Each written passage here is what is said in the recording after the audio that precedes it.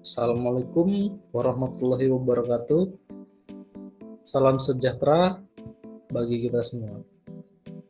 Perkenalkan, saya Renaldi Nandaka Putra dengan NIM 23220041. Hari ini saya akan memaparkan sebuah topik yang cukup sering kita hadapi dalam dunia digital sehari-hari, yaitu spam email.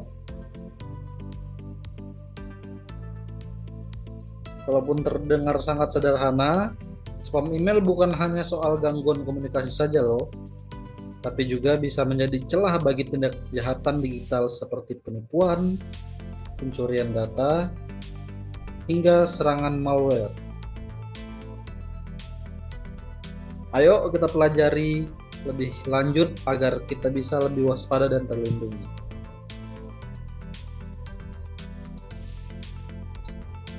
Tujuan pembelajaran kali ini yaitu mahasiswa mampu menerapkan kerangka kerja tata kelola teknologi informasi yang selaras dengan kebutuhan organisasi hingga mampu menaikkan nilai organisasi tersebut, termasuk perangkat untuk melakukan audit TI.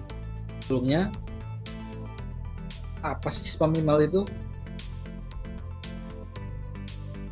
Spam email itu dalam bahasa Indonesianya dikenal sebagai surat sampah digital. Spam email adalah email yang dikirim secara massal dan tidak diminta oleh penerimanya. Biasanya sih spam email digunakan untuk berbagai tujuan ya, mulai dari promosi produk yang tidak relevan, ajakan investasi bodong, hingga penyebaran malware atau virus. Fenomena ini berkembang seiring dengan meningkatnya penggunaan email secara global, dan spam kini menjadi salah satu bentuk ancaman cyber yang paling umum.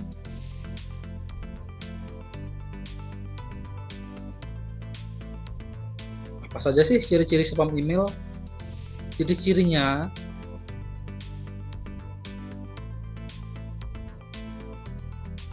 yaitu spam email sering memiliki pola tertentu. Pertama, pengirimnya biasa tidak dikenal dan nama emailnya sering kali terlihat aneh atau dibuat-buat. Yang kedua, email mengandung janji-janji yang terlalu indah, seperti memenangkan hadiah, mobil,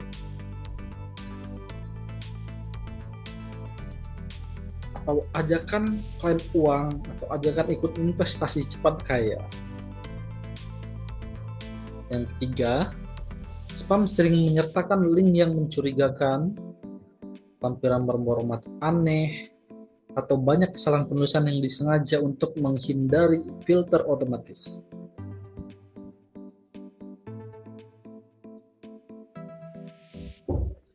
Mengidentifikasi ciri-ciri ini adalah langkah awal penting untuk mencegah dampak yang lebih besar.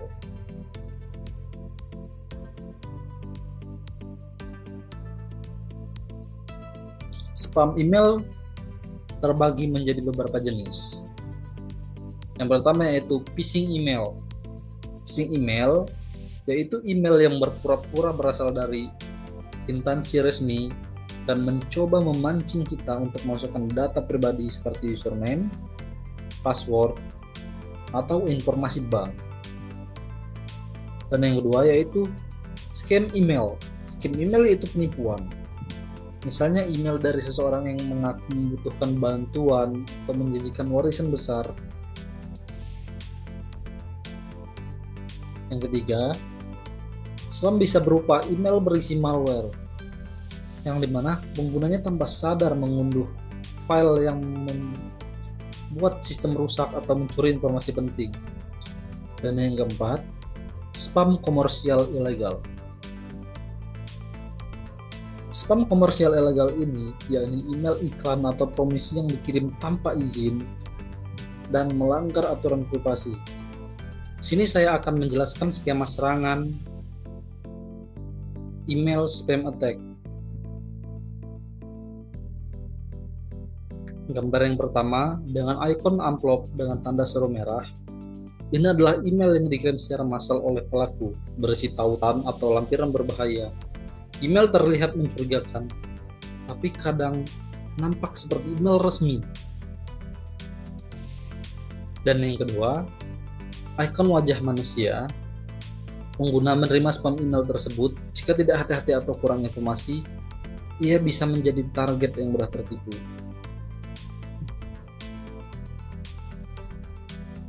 Ikon dokumen dengan simbol rantai atau link. Pengguna mengklik tautan dengan email yang bisa mengarah ke situs phishing atau mengunduh malware tanpa sepengetahuan. Dan ikon sosok hoodie bertanpa wajah. Setelah tautan diklik, pelaku dapat mengambil alih kendali atas pengguna, menginstal malware atau mencuri informasi lainnya. Ikon amplop dengan tengkorak dan tulang bersilang. Ikon ini menjelaskan sistem pengguna kini dalam kondisi terkompromi, bisa berarti pencurian data, penyerangan ransomware, atau akun digital diretas.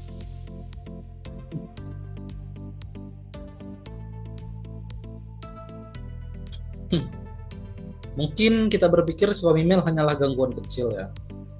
Padahal dampaknya bisa sangat serius. Jika seorang mengklik tautan dalam spam dan mengisi data pribadi, maka informasi penting seperti akun email, media sosial, hingga rekening dan sandi bank bisa diambil oleh pihak yang tak bertanggung jawab. Selain itu, jika spam mengandung malware, maka sistem komputer bisa terinfeksi, data bisa rusak atau terkunci, bahkan bisa dimanfaatkan untuk serangan selanjutnya ke jaringan lain. Spam juga menyebar kontak masuk, menurunkan produktivitas, dan dalam dunia bisnis bisa menyebabkan kerugian finansial yang sangat besar. Nah, untungnya ada berbagai cara ya untuk melindungi diri dari spam email. Pertama, jangan pernah membuka lampiran atau mengklik tautan dari email yang tidak dikenal. Yang kedua, manfaatkan filter spam yang disediakan oleh layanan email seperti Gmail, Outlook, dan lainnya. Ketiga, menyebarkan alamat email secara sembarangan, terutama di forum publik atau media sosial. Yang keempat, selalu perbarui antivirus dan sistem operasi untuk menjaga keamanan dari malware. Dan yang terpenting, edukasi diri dan orang-orang di sekitar agar tidak mudah tergoda oleh email yang mencurigakan. Saya ingin menceritakan sebuah kasus nyata yang sering cukup terjadi. Ada seorang pengguna menerima email yang mengaku dari perusahaan besar, berisi pengumuman bahwa ia memenangkan hadiah ratusan juta rupiah. Wow, fantastis! Karena tergoda, ia mengklik tautan dan minta mengisi data lengkap termasuk nomor rekening. Beberapa hari kemudian, uang di rekeningnya hilang dan ia tidak bisa lagi mengakses akun email maupun media sosialnya. Kasus ini memperlihatkan betapa pentingnya berpikir kritis sebelum mempercayai isi sebuah email, apalagi yang terlalu menggiurkan.